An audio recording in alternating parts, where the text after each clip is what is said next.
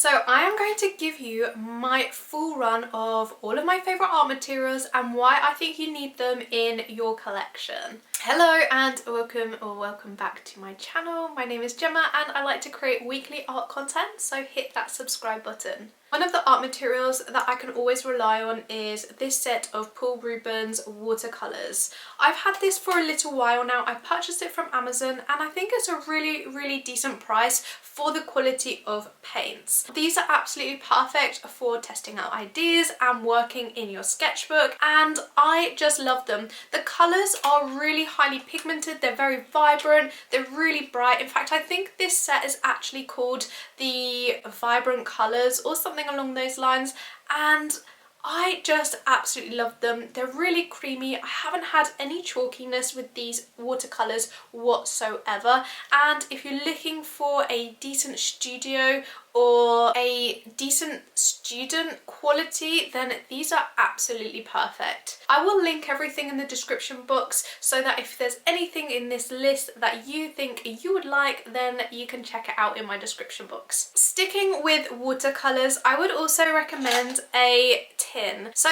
this is a tin that I purchased as an empty watercolour tin, and you can then curate or add in your own watercolours as and when you buy them. I filled mine with colours from Jackson's, and I've got their own brand Jackson's watercolours in here, and again they're a really nice low budget good quality paint and I would recommend those. Overall, I do recommend a little watercolour tin like this so you can fill it with all of the colours that you want to, and also it's really nice and small and portable. To go alongside my watercolours, I don't think I could be without my Jackson's masking fluid. I have absolutely loved this one since I purchased it. The lid at the top just unscrews, and then there's a really small spout at the top there where the masking fluid comes out, and you can control the amount that comes out really easily. You can use it like this, or you could use a brush to then brush in where you want the masking fluid, but I absolutely love this one. It peels away really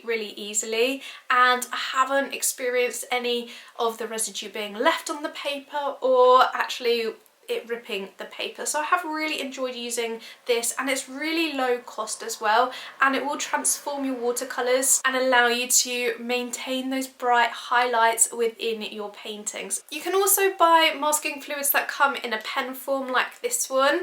I personally prefer the Jackson's one to this. I have found with this one you have to really scrub at the masking fluid to remove it from the paper, and it also does sometimes leave a little bit of a blue stain on the paper. So for that reason I would recommend the Jackson's one over one of these masking fluid pens. I also find that the nib on those masking fluid pens do get quite clogged up, and it can be a bit frustrating when you're wanting to use it. So I would definitely recommend the masking fluid for Jackson's. I would also recommend some cheaper paintbrushes. Now these come in really handy for when you're just working on bits in your sketchbook, or you're working with an art medium that you know will kind of ruin your good brushes, or perhaps you're using it with the masking fluid and you don't want to use a really fancy brush. It's always a good idea to have some cheap paintbrushes on hand so that you don't ruin your really nice paintbrushes. So I would highly recommend always having some paintbrushes like this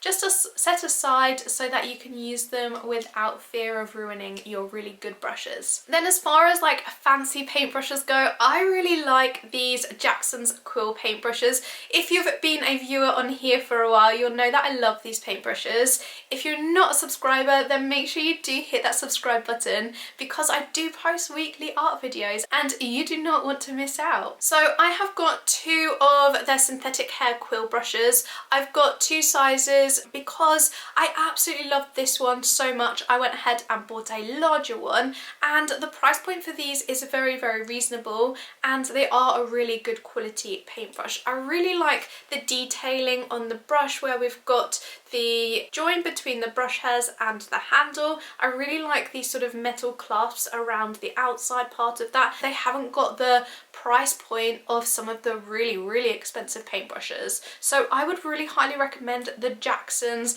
Quill brushes. They're more of a mop style paintbrush, so they hold a lot of pigment, they pick up a lot lot of colour, and the colour payoff from these paintbrushes is absolutely brilliant. So I wouldn't want to go without these paintbrushes now that I have got them. And then the other paintbrush, which came very highly recommended from some of you guys, is the Jackson's Raven paintbrush. This one has got slightly more of a coarse hair on it. It's not as soft as the Quill paintbrushes. However, again, it picks up a lot of pigment. It's got that same nice detailing around the top of the paintbrush there. They are really comfortable to hold. They've got a nice smooth handle. They have transformed my painting game. Now, this idea is really inexpensive, and that's to make sure you collect jars. If ever we have any jam that runs out, I make sure I keep the jar so that I can use it for water, or I can store my paintbrushes in there, but I do like to keep them for water pots, and I do like to have a double water pot system,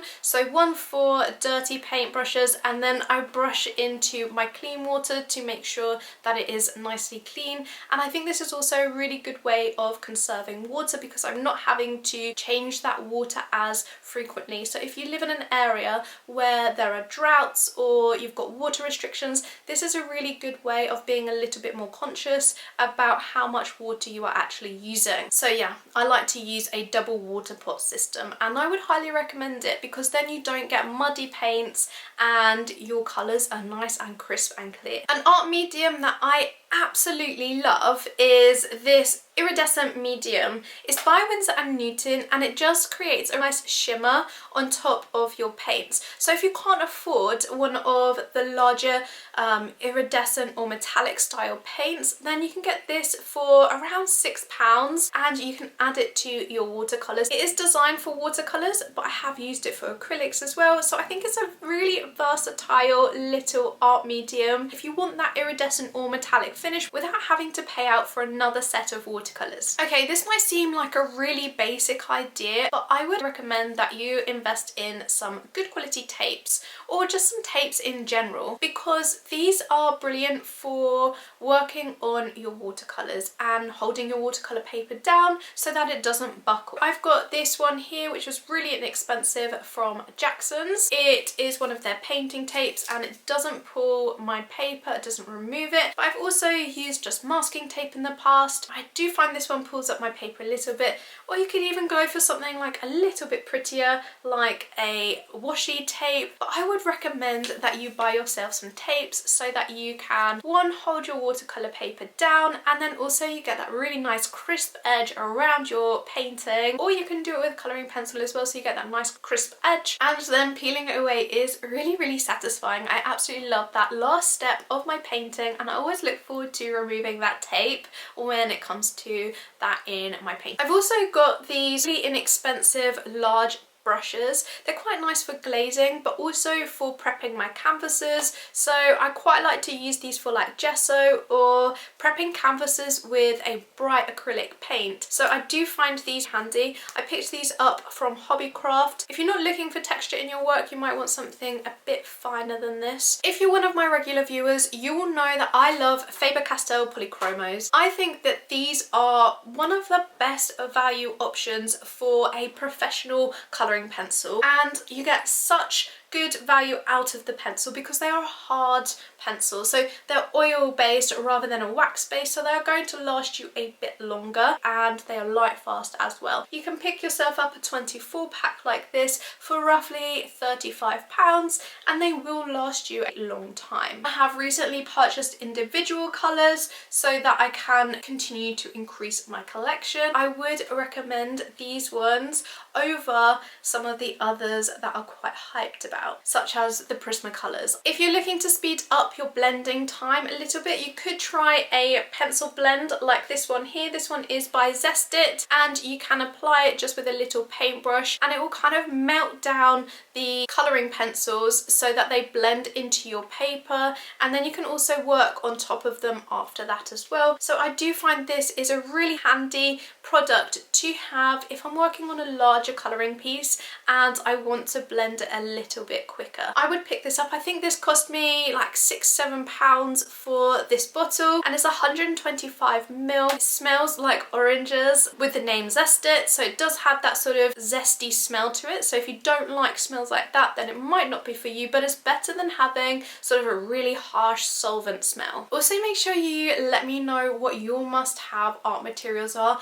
I absolutely love trying out new art materials, and I try out a lot on my art channel, and I would love some recommendations, and I'd love to know what you want to see me try out next. So where was I? Okay, yeah, this pencil I have found to be useful for getting in highlights. It's a really small nibbed, it looks like a pencil, but it's actually an eraser. You can get in fine details with this eraser. You can use it with colouring pencils, and you can also use it with graphite pencils. It's nice having it in a pencil form because you can get those details in with varying pressures like you would with a colouring pencil, and it's by Faber Castell, so same brand as the colouring pencils that I like to use. If you're working with pencil, then I think that it's a really good idea to have some tortillons. Now I've got them in different sizes, and I quite like having them in different sizes. For example, this one's quite a large one, so it would fill in a bigger area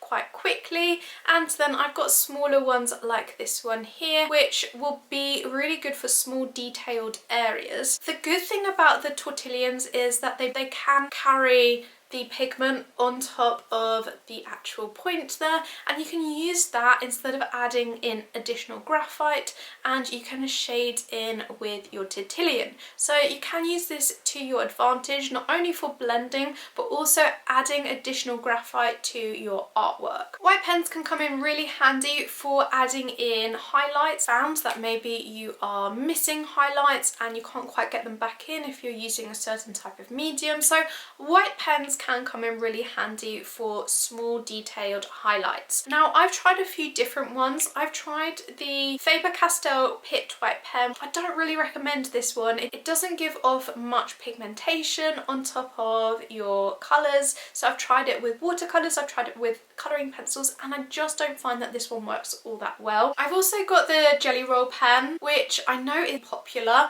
I find this one okay, but sometimes I find it just indents my paper and doesn't add any of the white pen to my work, so it's a bit hit and miss with the Jelly Roll. Most recently I've been using a white Posca pen. I find that the Posca pens give off good colour payoff. I bought this one recently from Jackson's. They aren't too expensive. I think having some inexpensive acrylic paints around is useful because you can play about with these without worrying about the cost and using up really high quality art materials for little ideas in your sketchbook. So I think having some inexpensive acrylic paints on hand is absolutely brilliant. I bought these ones from Jackson's. They were not too expensive. I think this size was around £5 and I think this one was maybe £10. I can't quite remember. For studio paints they are also light fast, which I think is absolutely fantastic. Wouldn't necessarily get that from some other sort of student quality paints. I would also recommend having plenty of sort of mini canvases and panel boards around so that you can paint on them when you have an idea. You could have those thumbnail compositions in your sketchbook and then you could work through an idea onto your canvas. Now I like to prime my canvases with those cheap paints that I just spoke about. I gessoed this one and then painted over the top of it, and then I've got the magenta on this one. This will create a really nice underpainting for my artwork, and I find those cheap paints work really well as a primer for my paintings, and I do like to see some of that colour pop through in my artwork. One of my absolute favourite things to buy would be sketchbooks. I love a sketchbook and I've tried so many different types of sketchbooks, but I do really enjoy a square sketchbook and I like a hardbound book as well. I'm not interested in a spiral bound at all. I know some people really like a spiral bound,